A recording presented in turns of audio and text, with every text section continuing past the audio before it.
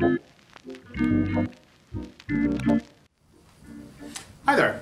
So I want to talk a little bit about how to make your home more attractive to buyers. If you're thinking about selling your home, the number one goal you have to have is make buyers want your home. So here are a few tips. I don't remember how many there are. 10 of them. 10 quick tips. So the first thing is walk around the outside of your house. I can speak from experience. I know that there are things in my house that I choose not to see anymore because they're not right. You know, there's a commercial now that has a smudge on the wall, and the guy, and I think it's kind of funny because it's true. We all know it's there, but we don't like to acknowledge it. And, you know, we don't have time to paint it or whatever needs to be done. So anyway, just walk around the house and look at it from a different point of view. Don't look at it as your home. Look at it as, okay, if I was a buyer, how would I look at this? And how would I view some of these things that I find as I walk around the house? And then, of course, you know, paint. You know, there's an old saying, paint hides a multitude of sins. Well, it does, but it also makes your house look a lot better, right? So a gallon of paint can go a long way. It's pretty inexpensive. You know, you can do it yourself most of the time. And another thing to keep in mind with paint is we're talking about exterior, right? Is a contrasting color to your door and shutters and windows and things like that. And another concept or an idea is to plant a tree. If not one, how about two? How about, you know, creating an entryway where you go through the two trees? But adding a tree, you know, it's life. It makes it more appealing and it makes this feeling of longevity, right? Trees live a long time. So it's just kind of a positive vibe, and you know, you can get a tree for $50 that's already well on its way.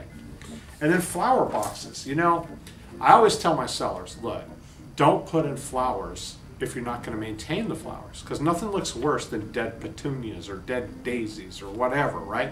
So a lot of people will come in, they'll put in flowers, and they look great for 4 days, and then they kind of neglect them. But if you put in flower boxes, they add a nice color. People really love them. They're beautiful, but you have to keep them up, keep watering them and take care of them. And if one goes south, put another one in there. And then another, number 5, walkways, sidewalks, and hardscapes. So, you know, it's uncomforting to walk up to a door and trip over a crack or loose bricks and see things like that. So once again, we're talking about what can we do to make my house more appealing to buyers? Well, eliminate some of those things if you can. And then, you know, hardware store. You know, they say men don't ask questions. I do. I ask questions. I ask for directions. First thing I do when I walk into a store is I look for someone that can help me.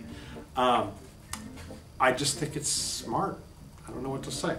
But anyway, visit your local hardware store. If you're thinking about plants or your local nursery, they might be able to say, look, these plants are beautiful, silver sheens, right? They're beautiful, but they really don't do well in our climate. So it's important to also know where the sun is, where the shade is, what plants are going to do well in a particular area. So that's very important. And you know, a little thing like a mailbox. Mailboxes, new mailboxes are nice. And it's a thing you use every day. You touch it every day. And you don't have to, it's just a little detail thing, shows you're paying attention. And it doesn't cost that much. I will say, I have seen pretty expensive mailboxes, but you don't have to. And then the front entry, you know, whether it's your stairs, your railings, your door, your address number, right? Any of those things, those are very important. That's that impression. You know, I always tell, when buyers walk up to one of my listings, I want the buyer to think, oh, that's nice. Oh, I really like that. Oh, look at this. Because if they look at something and they see a loose brick in your planter, or if they see,